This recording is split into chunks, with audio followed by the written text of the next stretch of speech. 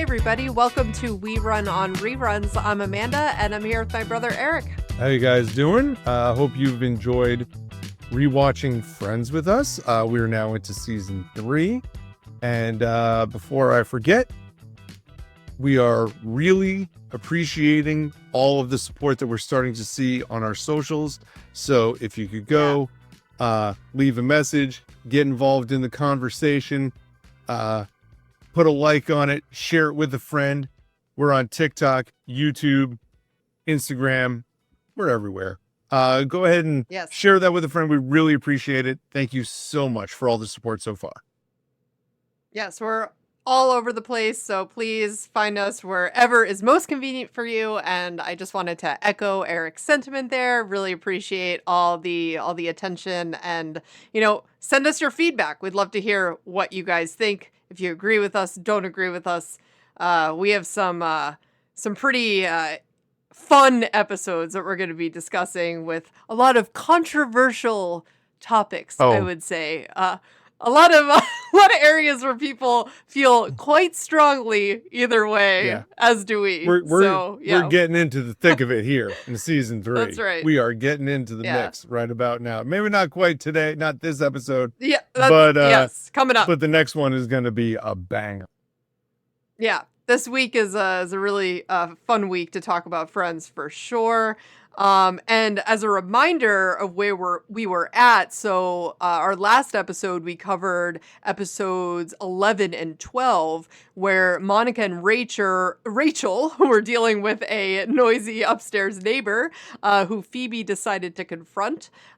Joey's birthday party resulted in drunken Chandler hooking up with a Tribbiani sister, and Rachel complained about her new job, but then met Mark and landed an even newer job at Bloomingdale's, which resulted in Ross's intense jealousy coming out in some pretty hilariously insane ways. And Joey also got an audition for Tale of Two Cities on Broadway, which did not, well, I guess you could say it did go as expected, where Joey went poorly is what it did. Yeah, it did. He did not land that role. And also we had the segment of Monica momentarily dating the poet Julio. Ugh, forget that guy. Eric's favorite, yes. Yeah, it's just doesn't need to be here at all. Like, brought nothing to the table, and just it is what it is. We're moving on. We're moving forward. Yeah, we're moving right along. Yeah, right. So today we are moving right into episode 13. Yes, season 3, episode 13. This is the one where Monica and Richard are just friends. And so our synopsis for this is that this episode reintroduces Richard to the cast as he rescues Monica from a late fee at a video rental store. They try becoming friends, and even exclusive friends, but they call it off before it really gets rolling.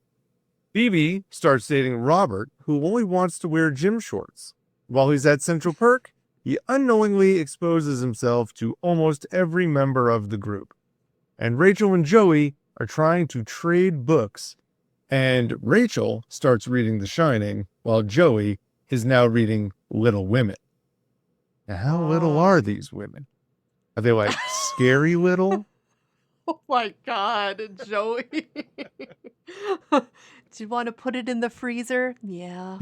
Yeah, I do. All right, what do you want to jump to here, Amanda? Well, I do enjoy the segment with Joey and Rachel reading the books. Although I was picking up on a couple things this rewatch where, at the beginning of the episode, did you notice how Joey is like, it looked like he was halfway through the book already, and then in the next scene where they're showing them reading, he's like at the very beginning, and I'm like, what is Joey doing? Is he having to backtrack here? Well, he might have to read a couple pages again, Yes. Yeah. That right. Listen, those are the little details that always get lost. And I know there's like supposed to be someone on the set who's like always watching all the small things to make. Right. That is such a small thing. It's never going to be right. No kidding. No kidding. Yeah. And I countless rewatches, I had never really noticed that, but this one I was like, oh, look at that. And what you're talking about the scenes with the same book, right? Because at one he was reading The Yes. Shining, and then he was reading Little No. Women later. I don't think we actually saw him reading The Shining, though, That's because in the beginning, it was true. already in the freezer. That's true. Right? He just kind of held on to the book. Yes. And I don't even know if he opened it or not. But anyway. Yeah. I just don't wanted to think so. verify that. That's right. Yeah. Yeah, I do like Joey's line. I was reading it last night and I got scared. I never start reading it without knowing that there's plenty of room in the freezer. Of course. It's like, wow, that's What? I wonder where he got to that point, but I guess always they're- think well, about that I too, guess it's- because I love that line, and I just envision in my head Joey, the not academic of the group, right. going to pick up this like huge book that he's about to Oh, sit yeah. down and read, which is like, come on. And he's going over to like check, do we got enough space in here for this book? Because I'm gonna need some space.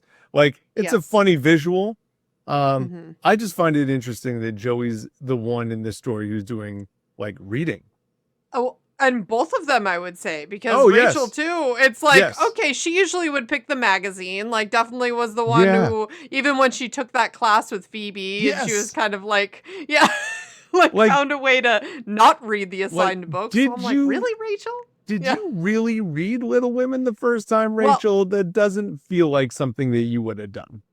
So it's interesting. I was doing some like a deeper dive on this one and some fact checking. And even the writers of this episode, the details of both books that they included were actually more details from the movies and not of the books. And I'm like, were they kind of like trolling like Joey and Rachel's characters by actually inserting like incorrect details from the literature and no one really knew it? Or was this just like a weird thing that people would just commonly know, so they included it? Like even the line where Joey goes, All he's blank like, and no, that one? all blank and no blank makes blank a blank blank. Yeah. Well, that is actually just a line from Shining the Shining the movie, and not at all even in the book. So that's funny Yeah. because Guilty as Charged, I've never read either Yeah. of these books.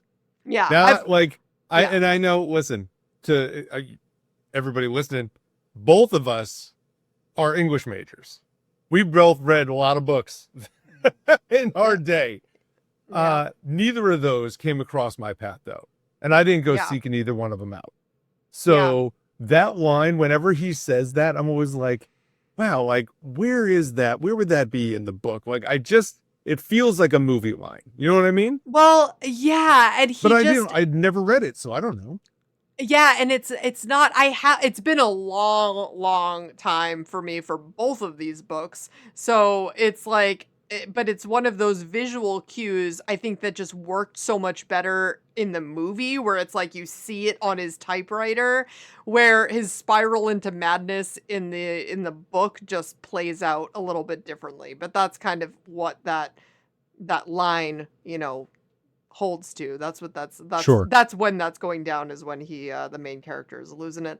So but yeah, it's I just love that whole exchange where then Joey and Rachel are attempting to then sort of spoil the end of Right. each other's books. Yeah. And and then at the end when Jack almost kills them all with that blank, but then the last minute they get away, Joey, I Yeah. can't believe she cracked her code. It's like, Well, and then I like how it's easy enough for Rachel to get away with, okay, well, Beth dies and Joey is totally stunned. And you get to like, no, she doesn't. But then later in the episode, it's like, Beth's getting pretty sick. oh my god, yeah, because Ross looks at her and he's like, Joey is asking if you've ruined the first story he ever loved that didn't star Jack Nicholson. And that to me also always stuck out, because I'm like, Good. That's a good line. does he actually like the book at all? Has he read the book? I don't think so. I don't know. I think Joey just likes to, maybe he's read a few pages, but then he just watches the movie. That's what I'm betting on there. I neither one of them feel like big readers, right? No. Just doesn't feel that way. That being said, for this episode, I will suspend my disbelief here That's and right. go with it, because I do think it's a nice, funny story, but it is, of the 3 stories, it's the third banana on this Friends episode for sure. Well, yeah, I mean, that I would go between that and the Phoebe with the shorts guy. I guess that one maybe is, oh my goodness, I think that part. one just gets more time. Well, That's why I'm saying that. I think there's more time, scenes, more scenes Yeah. with that one. Yeah, and I realized too, rewatching it that Monica is the only one that doesn't experience the joy of shorts guy. Yes. She's too busy with Richard in this one. I But forgot that's that why Rachel, when I was doing the synopsis, I sat down and I wrote, and exposes himself to all the members of the group. And I'm like, wait a minute, hold on. That's right. Like, check. No, almost all. Almost all. Not Monica. Monica's too busy being exclusive friends. Yeah. So exactly. Shorts Guy's a Racquetball weird buddies. story. Shorts Guy's a weird story.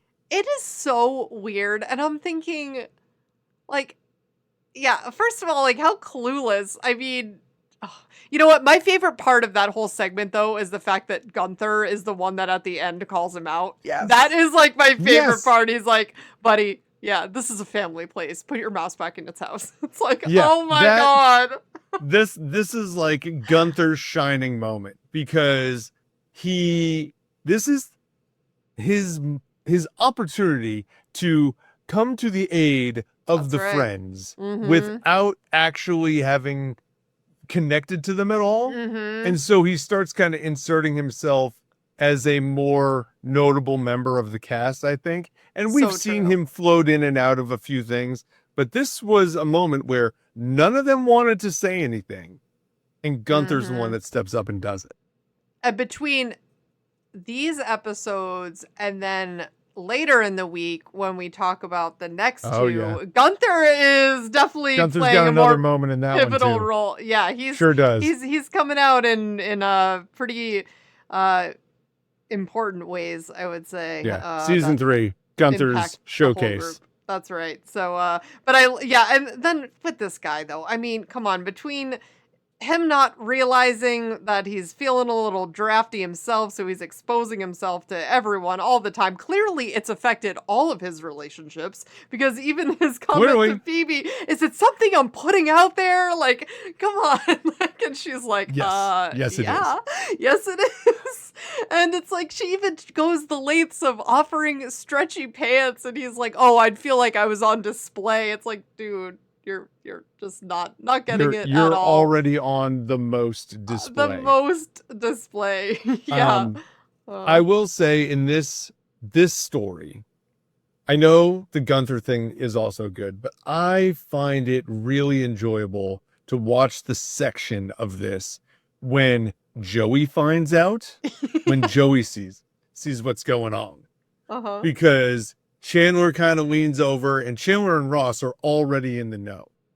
Right? Oh, yeah. They've already experienced this situation. Yeah. And then Joey pushes him back and he's like, hello, Joey, nice to meet you. And then you get this moment where all the boys are laughing and Phoebe doesn't know what's going on or why they're she's laughing. like, what the heck, you guys?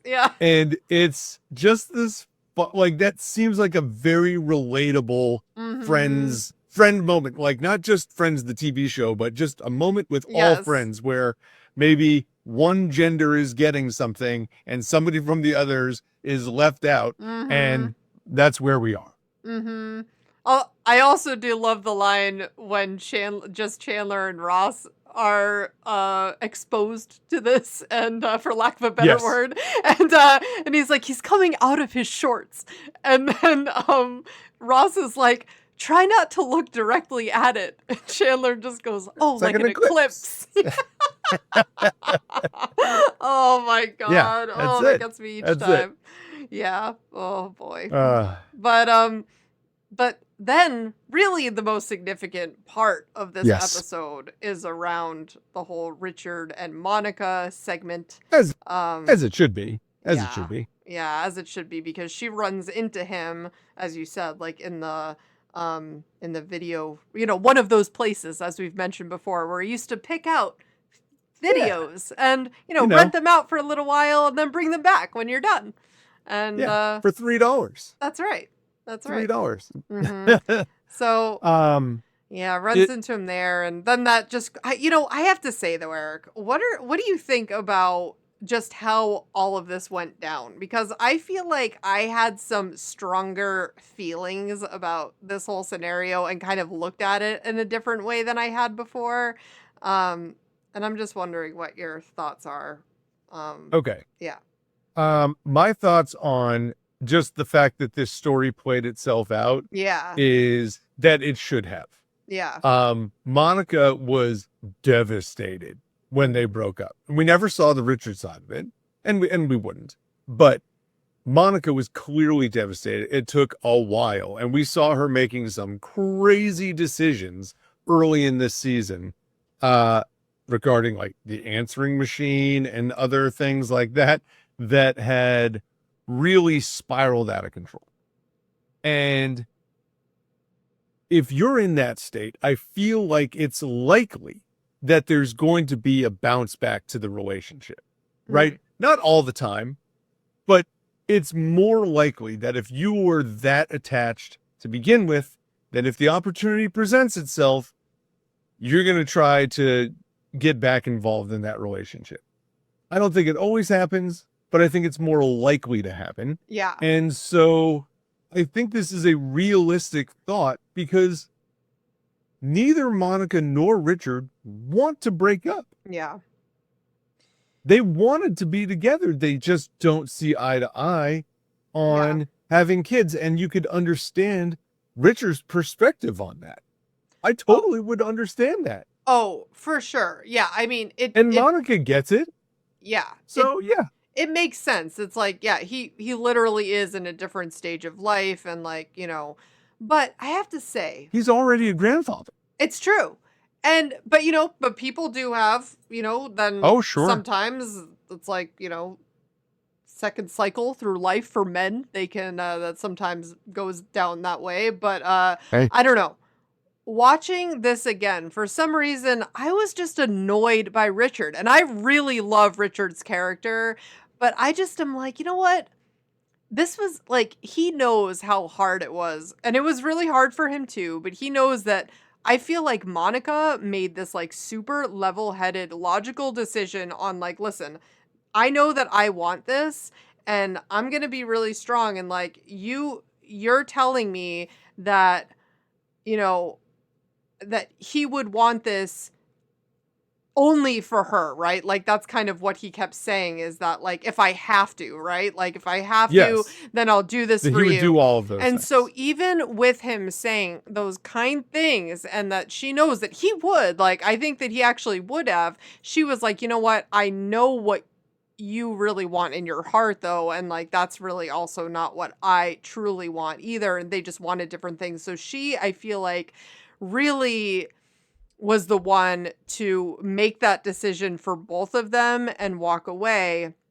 And then in this moment, he's asking her, hey, let's go get a burger. And then even when she's just trying to like have a phone call, he then shows up at her door. And I'm like, dude. And then after all of that, when they're back at his apartment, because then he kind of, surprises her at her place, and then she surprises him at his place, only to have the other woman, like, because he had that blind date already scheduled. Yeah. So then, but then he's like, he says, listen, but we're right back to where we were originally, right? Like, nothing has changed. We both still want different things. And I'm thinking like, dude, well, yeah, you knew that before too. And you knew that going into this. I don't know, like, I get it though. They love each other. Like you said, like this, it's just sort of almost natural that if they were to run into each other, that something would happen.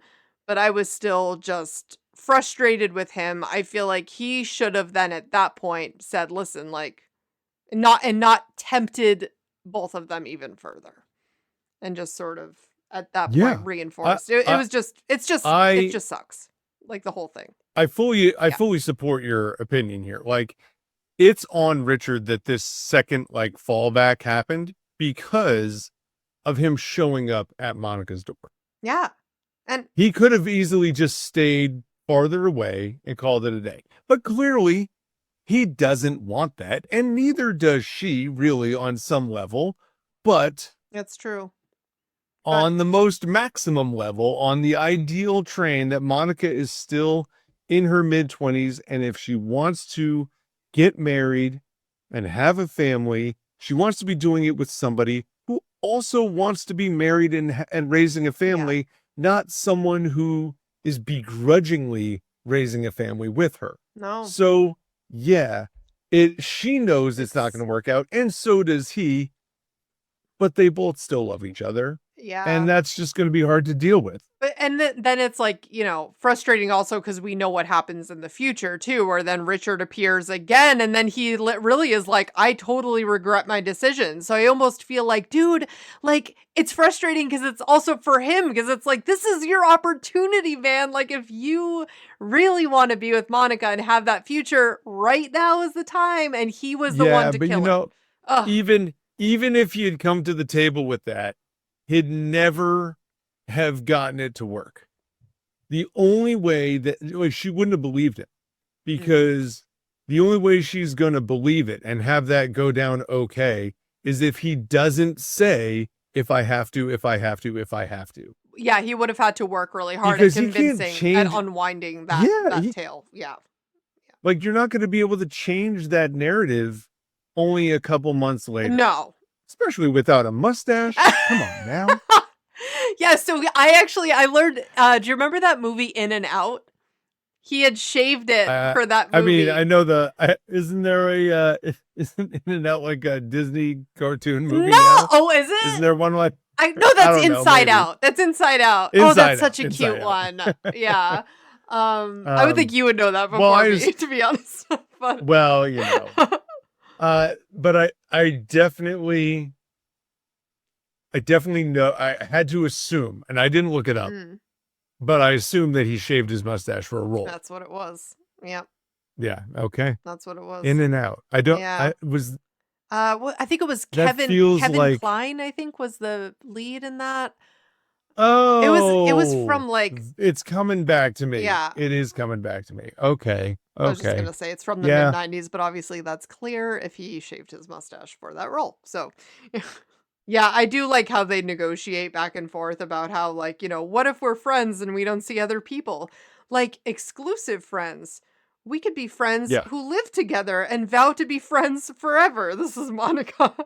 And, and it's like, oh, yeah, and it's one of those things where as she's going through that, she knows it's not going to work. Yeah. She knows it. Yeah. But she would like it to have worked. Yeah.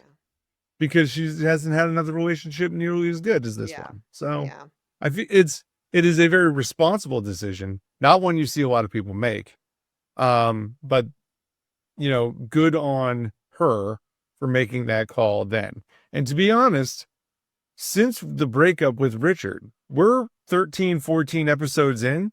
I feel like Monica has been like a background player most of this season. Yeah, I mean, there's been a lot of just, I think, character building. Like, we kind of see her as a certain part of the friend group, and like you get this intense energy from her, but you're right, like she hasn't really forged who she is within the group at all, and she becomes so much more prominent in the next the next seasons. Yeah, for sure. Well, and this is just one of those situations where she's involved.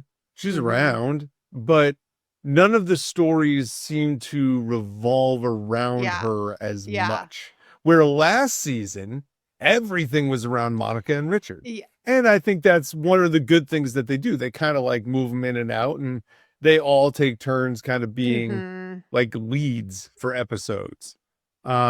This is clearly about to become way more about Ross and Rachel. Yeah, it's true. Because and it already has been for 2 episodes. This one kind of takes a break from that. Yeah, this is the only episode in the chain that does that. Yeah, Monica right now, it's almost like you just see her in relation to other people, like she's Ross's sister or Rachel's friend, or yeah, like she's right. I do like, when she's telling her friends that she ran into Richard, she's like, I ran into Richard and we went out for an innocent burger. There's no such thing as an innocent burger. And that's Phoebe. Yes. Yeah. Oh, she spent the last 6 months getting over him, so now she's going to celebrate that by going on a date with him. It's Chandler. Yeah. Yes, as one would do.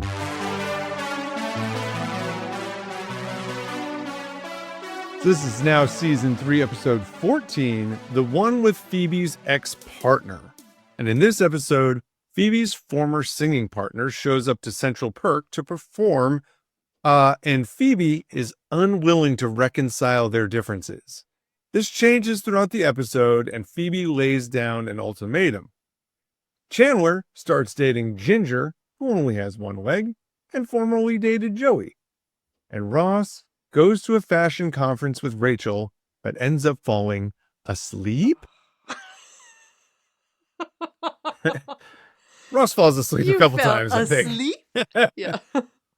Yes, that's the future sleeping. This one is a little You threw different. me off guard there for a second. I'm like, wait, did that line already happen? No, that was with the letter. Yeah. No, it didn't. But listen, if you're listening to this Friends podcast, you know. You know the line. Okay. Let me start this by saying I love the Joey Ginger Chandler story. Love it so much.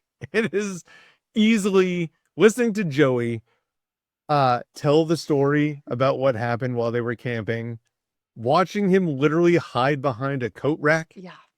Like, this is one of the funniest scenes in the show, in this episode, by a mile. All the scenes connected to Ginger, including when Ginger finds Chandler's nubbin and takes off. Oh my God. They're all bangers. It's nubbin. I mean, it's nothing. Oh my God. Yeah. Wow. I mean, I have never been in a situation where I dated someone who only had one leg. And I certainly haven't thrown someone's prosthetics onto a fire before. Oh my gosh. But I have to imagine when they asked him, Joey, well, what did you do? And his response is, I ran. Like, come on, man. Come on, Joey. You can't run. That is bad. You can't run from the one-legged girlfriend that you just burned her prosthetic. That's not a thing. You can't do that. You gave her food poisoning? It's not good. I wish. I picked up a log and I threw it on the fire. You threw pepper in the fire? I wish. I'm like, no, you do not wish. You almost threw her dog in the fire, Joey. Like, my God. See, that would be worse. I've always thought that was interesting too. Would it be worse? Yeah, I think it probably would be worse. It'd be worse. Yeah, well, I mean, listen, but what he did, that's real bad. How did she to me, it's not even that. It's the running afterwards. It's the like, I'm out of here before we even talk about it. Or before he could even maybe help her. Because now she's stuck there. Any of these things. Her leg. Like, because sometimes you just look down and you're like, hey, where's your leg?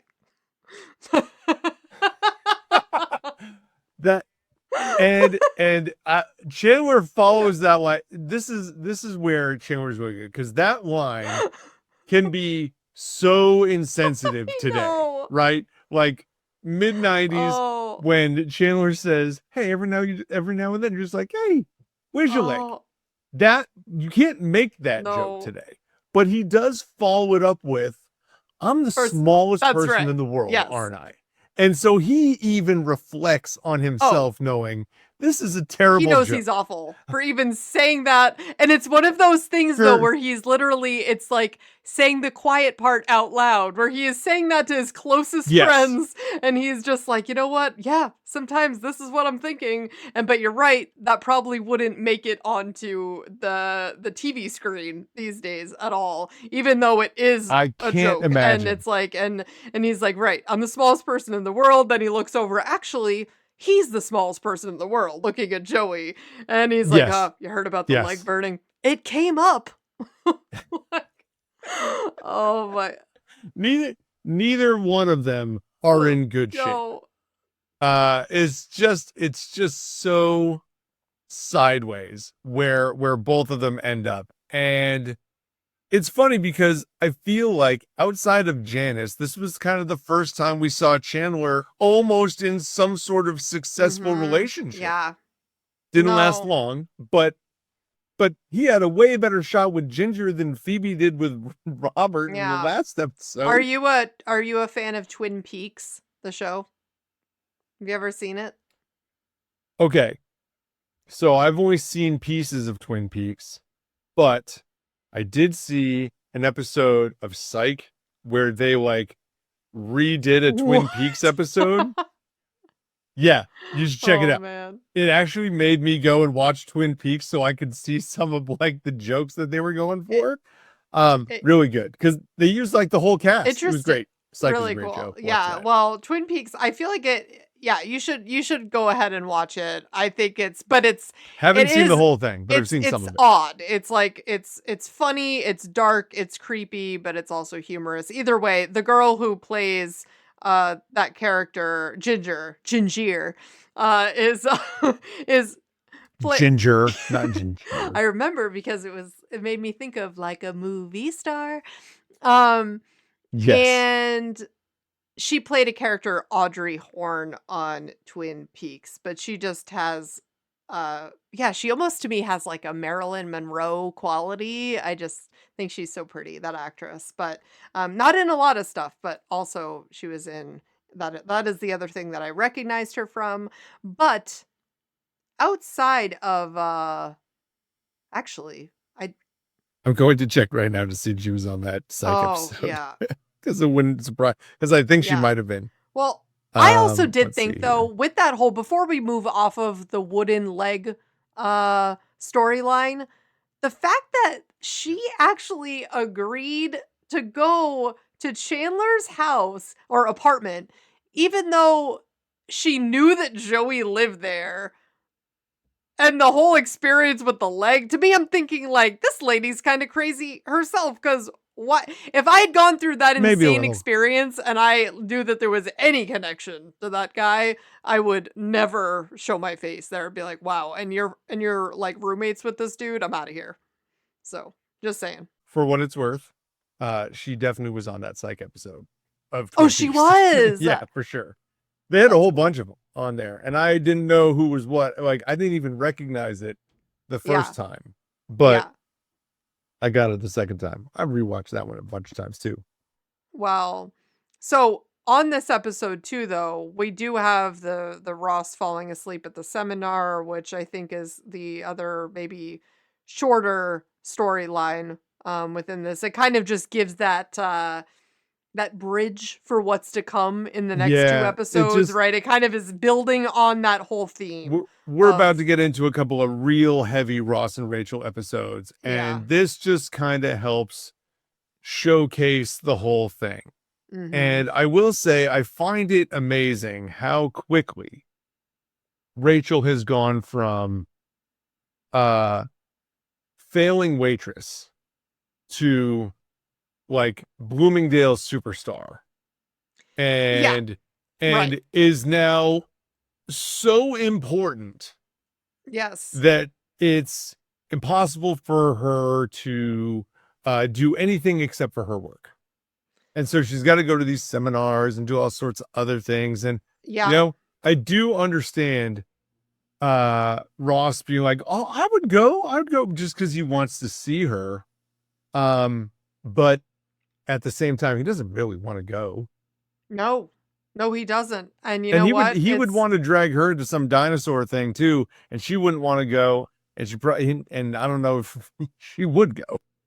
Well, I will say this, right? So we don't hear a storyline, I don't believe, of like Rachel necessarily going to get her degree. I don't think that it's like there's a college party that she's at one point, but I don't she's think at that she's at a college party that's at Ross and Chandler's dorm.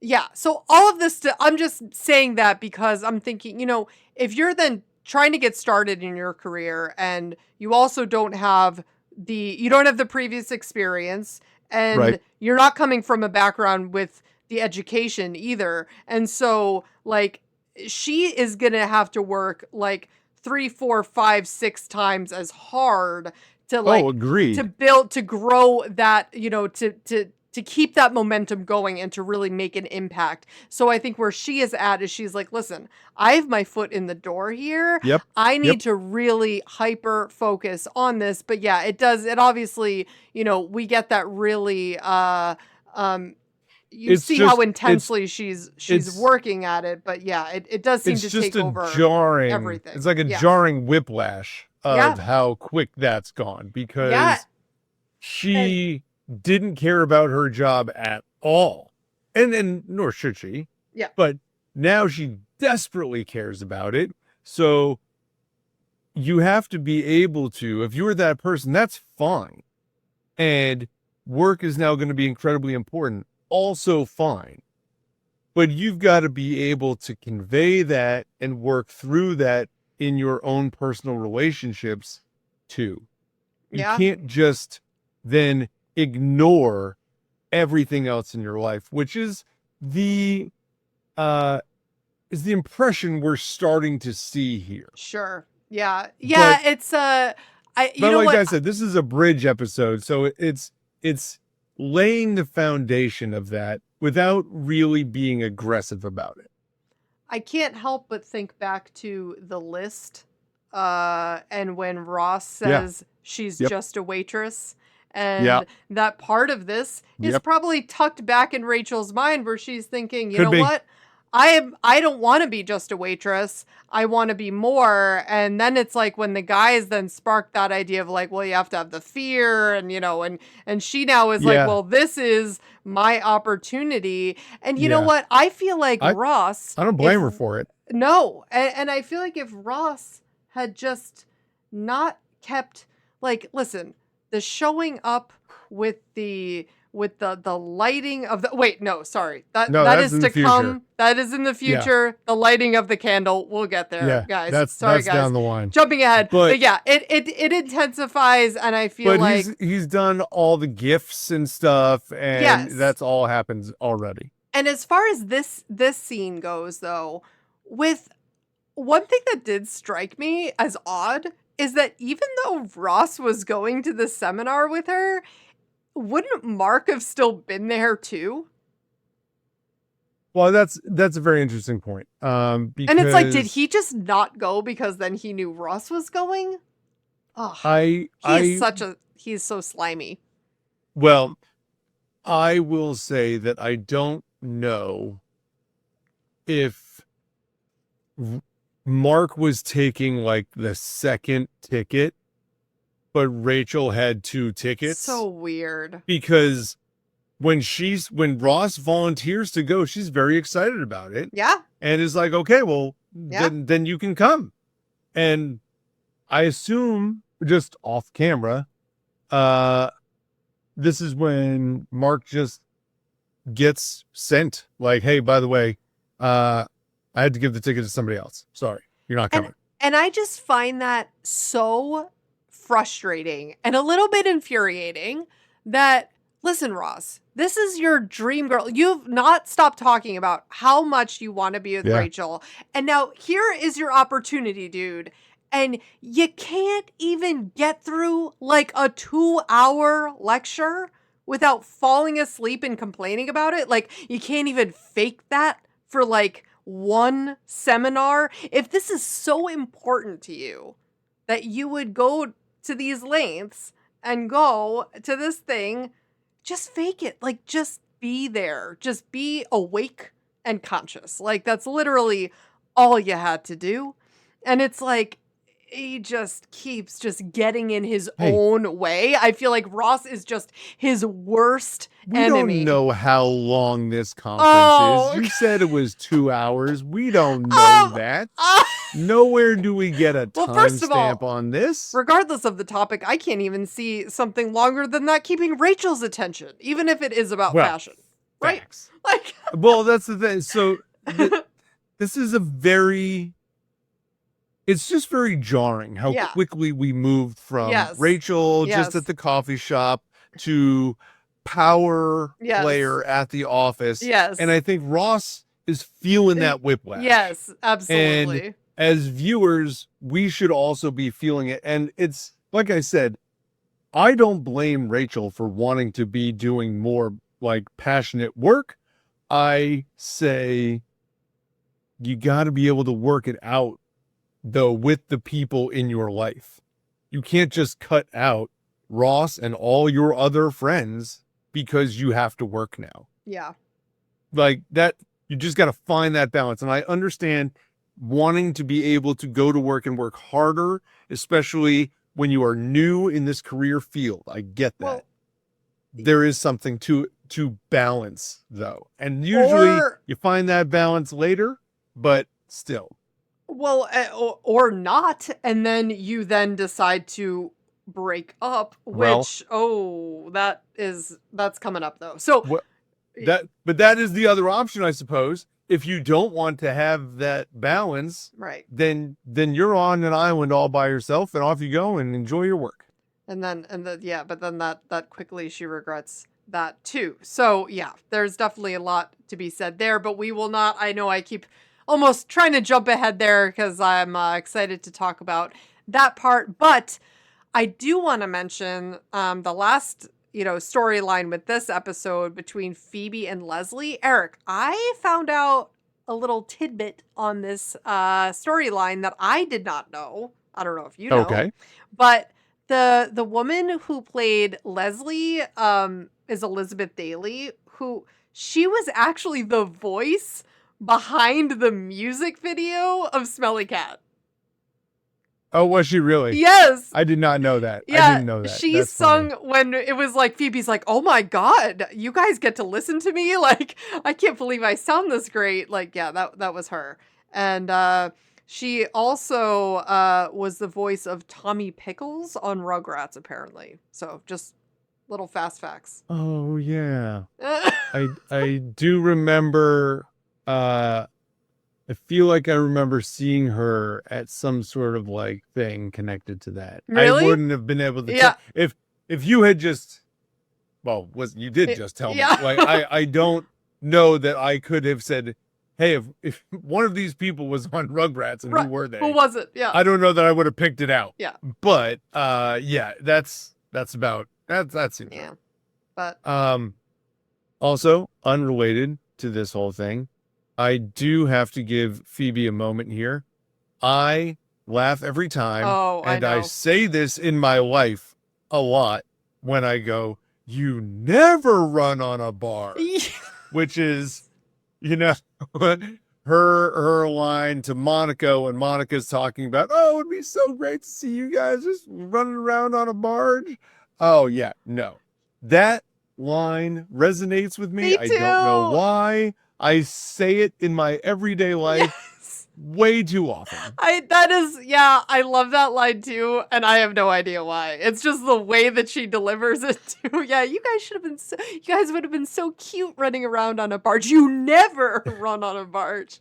Yeah. Yeah. So good. I also like the thing is with these Friends lines, I always find these ones where it starts one way, "You never," and then I end up like paraphrasing it into something else, but it sounds like Friends in my head and my wife's head. Yes, yeah. And my daughter's had a little bit. She's coming around. Anyway, but yeah, that's just it. So yeah. Well, great one. We do have a little bit of a PG-13 song from Phoebe, but I do really like it. It's one of my favorites at the end of this episode. "Jingle bitch, screw me over. Go to hell, jingle whore. Go to hell, go to hell, go to hell." That's all I've got so far. All right. Oh my God.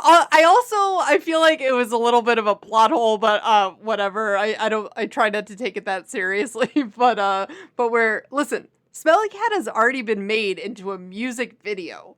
And then this girl just comes in and just sells Smelly Cat to a jingle. Like, I always thought that was work? interesting. That does not make like, sense. You've made this a video. Yes. You can't just No. hand it over. Right.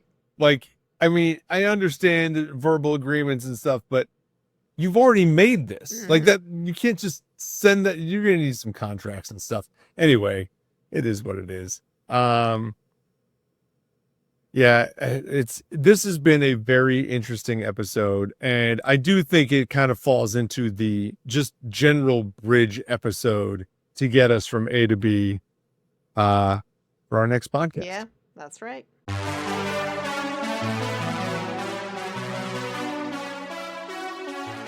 Now we're going to do our IMDb segment where we are looking at the ratings for the 2 episodes and what we would rate them, but also giving our favorite and least favorite characters of the show. So, Amanda, do you want to start with favorite or least favorite? I'm gonna go with, I'll start with least favorite. Okay. Which, it pains me a little bit to say this, but because I do really like him, but Richard was my least favorite in these. Sort of what I was talking about before, which it really stuck out to me where I was like, Richard, come on, Richard. Like, this is just going to hurt Monica more. Like, you kind of going out of your way to ask her out and then him being the one to say, but we're right back to where we were. It's like, dude, that's just not right. I don't know. It just irritated me. I feel like Monica was so strong. She walked away and then he shouldn't have even gone down that road unless he had changed his mind and was willing to really work at it to show her that he wanted a family with her. So I'm mad at you, Richard. You're my least favorite. You know what? Listen, these things happen every now and then. The characters we like become least favorites just because that's how it shook out that day. How about you? I'm also going to take a supporting character here. I'm going to go with Leslie. Like Leslie, Phoebe's partner. She was annoying. She's just annoying. Yeah. She's just annoying. She falls into, she's a little bit better than Julio. Yeah. Right? Yeah. Julio is horrible. I'll stop talking about Julio. But Leslie doesn't bring a whole lot more to the table. She just causes problems for Phoebe. Yeah. Steals the song Smelly Cat, basically. Yeah. And is just so disingenuous. Like the idea that they could be together and then immediately like literally the next day flips. Awful. It's terrible. Like horrible person. Yeah, you're right. She immediately was like, oh, actually, we should make this into a jingle, even though that was the whole reason why they stopped being friends. I also found it really hard to believe that they were so close growing up. I mean, I get it. Like people, grow apart, but it just seemed really, wow. To me, that part's a little less bothersome. It's to me, I think the moment when she's like, hey, we could sell Smelly Cat to like a jingle company, and Phoebe doesn't just like walk out then is a little surprising. I feel like Phoebe would have done that. Although, listen, Phoebe's also the one who's always trying to like make that connection. She's trying real hard with Frank Jr. and others to like kind of connect those pieces. So it does hold true for her a little bit, but for someone that you were holding, like you weren't even taking their phone calls 2 minutes ago. Well, I feel like she would have walked out. She even does have that line where she's like, yeah, let this be a lesson to you all. I am just an ice queen. And she's just like, just hand me a tissue. Because she's really not. She tries to be. She's not. So who's your favorite? So my favorite for this is I'm going right back to one of my favorites from one of our episodes last week. I'm going to Chandler. Love the story with Ginger, right? Love the story with Ginger. So to me, it had to come down to Joey or Chandler. And then the previous episode was also the like Phoebe dating Robert, and that's where Chandler and Joey were. And again, I feel like Chandler was a little bit more like the focal point there. He was the one kind of drawing that story out, got Joey into it. He's the one who made it. I mean, there's some obvious jokes, right? Chandler's always the funniest one, the first rewatch or the first watch through. He's everybody's favorite. Or Joey. And I think we've talked about this. I feel like Joey can but also, or Joey. Yeah. But like when you rewatch it over and over and over again, like the Chandler's jokes start falling a little softer and some of the deeper cuts start like weighing in a little bit more. But yeah, for this one, I feel like these two were pretty good Chandler episodes. Yeah. So my favorite this episode is Joey. I'm going to go with Joey because similar to what you were talking about earlier, I just love the whole wooden leg storyline. It's absolutely just so memorable and funny, even though it's definitely not a hero moment for Joey. Still love him. It's just hiding behind the coat rack. And I just also love that scene because he's hiding behind the coat rack and no one else says anything. They're all just looking at him like, what are you doing? I'm glad you said that. Yeah. I was going to mention that earlier. That to me is like, again, the friends kind of like, for a moment, all of them, without saying anything, all had his back. Oh my God. Like, we're not gonna talk to you, lady. We're gonna just pretend that we don't see this guy hanging out behind the clothes. I can see you back there. And then she walks away. Whew, that was close. Like dodge that one. Wow. Did you? Oh my gosh. Yeah. And listen, even though it's ridiculous too, I do love the whole book in the freezer. It's just Joey being cute. And make a really strong argument here. Like the book in the freezer and Yep. Oh. Yeah. I'm gonna stick with Chandler, but I do think you might have swayed me to this being a Joey stretch. Yeah. For sure. That is that's an excellent choice. So what about you for the ratings? Given the options, it's not going to be a surprise that my favorite of the two is the one with Phoebe's ex-partner. And it is wholeheartedly carried by the Ginger storyline. The one before that, the books are cool. Monica and Richard is fine. Robert is whatever. I just, there's not one storyline there that I really connect with a lot. Even the Monica and Richard stuff, it's not going to work. So it just feels like whatever. The Ginger storyline is easily my favorite of all 6 of the stories that we kind of talk about here. And so I'm taking that episode, but I'm going to put it on the lower side. And so we know 8.9 is the average. I am going to say 8.2. I actually put the one where Monica and Richard are just friends slightly higher, even though I love that the wooden leg storyline, as I was just talking about. I just really like seeing Monica and Richard back together for that moment, even though I'm giving Richard a hard time. I still love that storyline. I love how they just run into each other and then you kind of like get a that moment between them again, for sure. And just that whole, as you said, I mean, it almost seems natural, right? Like, and the two of them have such a great on-screen chemistry that it's like, oh yeah, like I just love that they brought him back for a little bit. And just, the storyline of the book reading with between Rachel and Joey, love that. And yeah, so I put that one at an 8.5.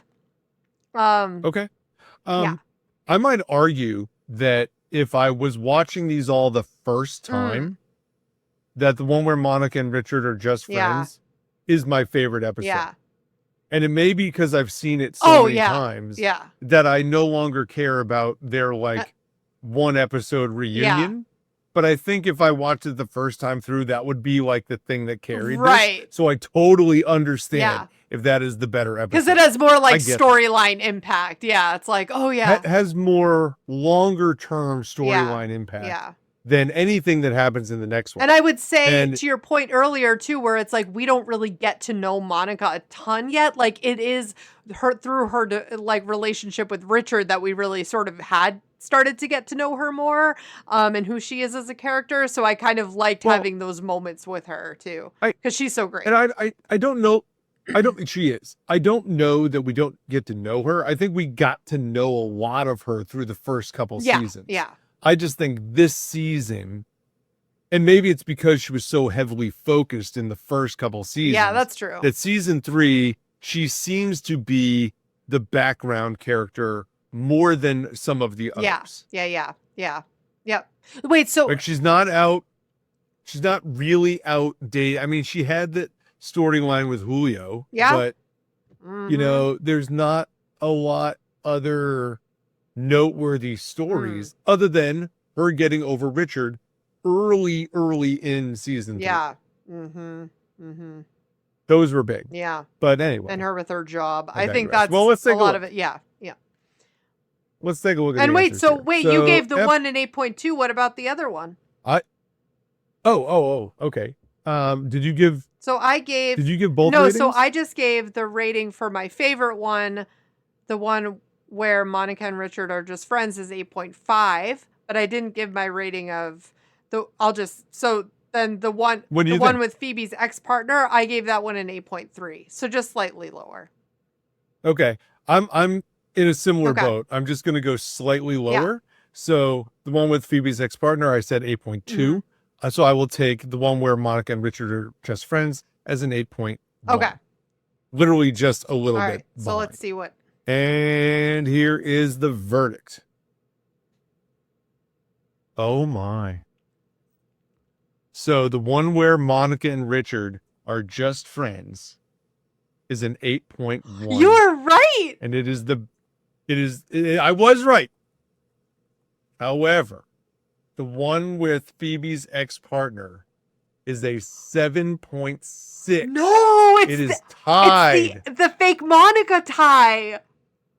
It's tied with the fake Monica. No way. Not that even in this universe insane. Is that right? I never, ever would have thought that. Unbelievable. That's not right. I could have, like I had just said before this, I would have been understanding if Monica and Richard was a little bit better. That's like outrageous. I'm actually a little bit. Okay, let me try and think this we through. need to go in and start voting. So yeah, no doubt.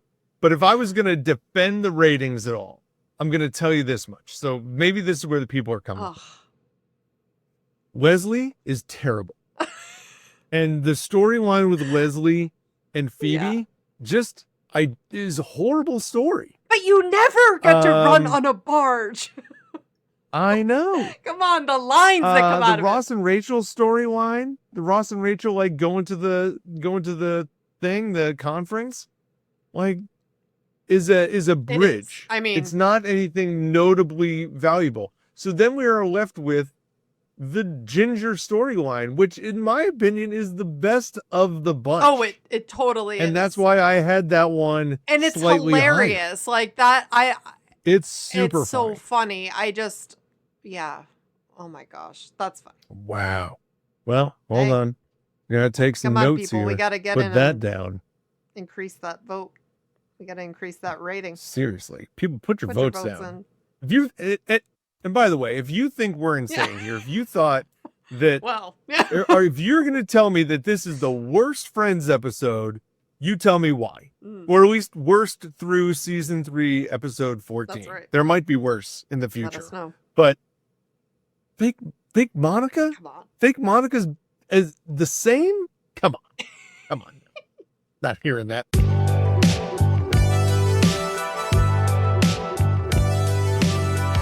Well, thank you so much for listening to the We Run on Reruns podcast. Please follow us on Instagram and TikTok and subscribe to our YouTube channel. And again, we really appreciate all of the support you guys have been doing by checking in with us weekly and liking and sharing and saving all of the shorts and reels that we're putting out there. So thank you so much. Please check in. If you could just share it again with one friend, we would really, really appreciate it.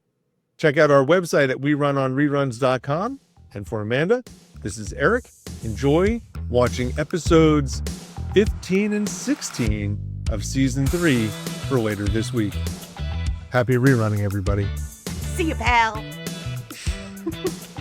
Bye, guys.